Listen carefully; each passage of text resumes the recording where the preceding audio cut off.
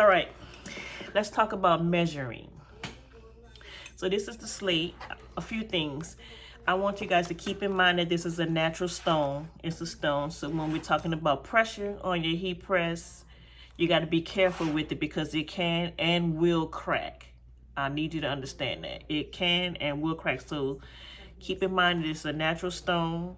It already kind of appears to be crack-like, but that's a part of the design. And trust me, when we press this, the image will cover up everything that's white, even these little pieces in here. So I don't want you to get the stone and be under the impression that it's cracked. This is what slate looks like in its natural um, light, if you will.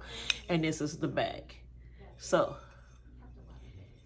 medium pressure, and you can use silicone to kind of help with warmth or holding the heat on this and then adding the image, but we'll get to that later.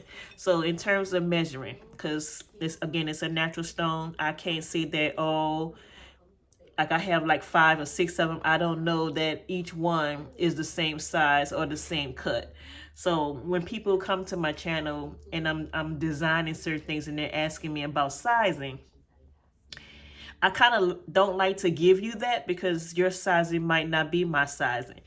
For instance, when we're talking about when I make dominoes, right?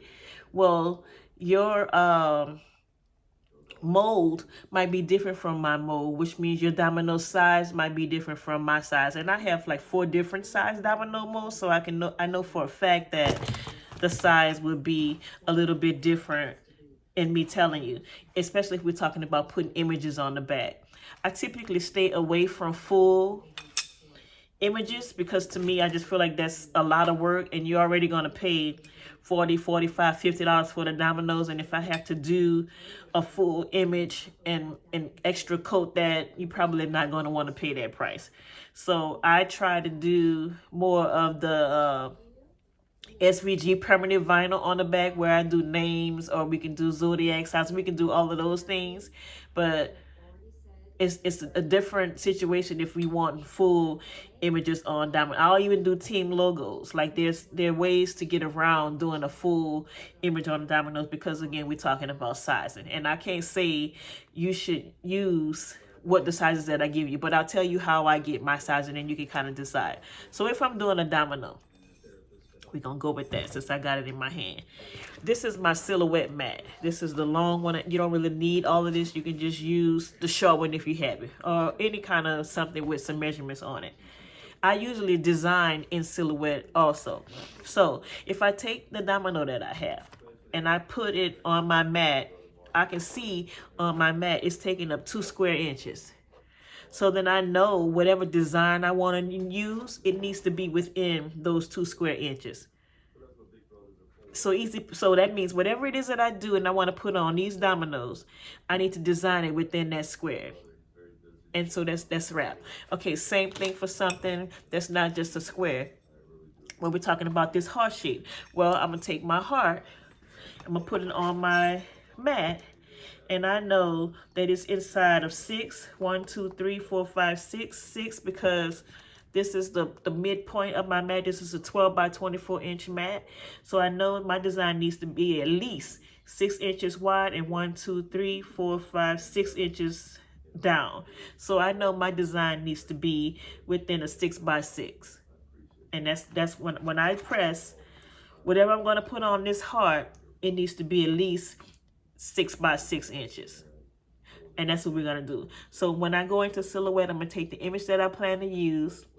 I'll make some adjustments to it in Canva just to get the color that I want, or maybe remove the background or create a whole design for the image that I plan to use.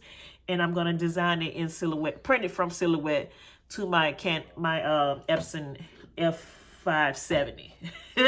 So this is how I do measuring. I take whatever it is that I'm using, I put it on my silhouette mat, and I design from that because I use a silhouette. I'm pretty sure you can do the same thing for Cricut. There are many different rulers out there that you can purchase and use. Whatever you got to do to get your measurements, do that. It's not really that hard. But I see a lot of times people make and do things and people are always saying, well, what size did you use? Well, my size might not be your size. But I'm just showing you easy way to get your size, and it's not rocket science.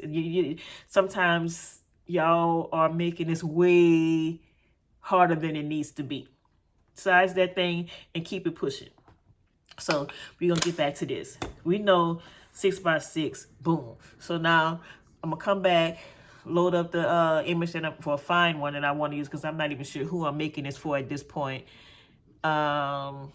Yeah, so let me think for a second, get back to you, and then we'll start.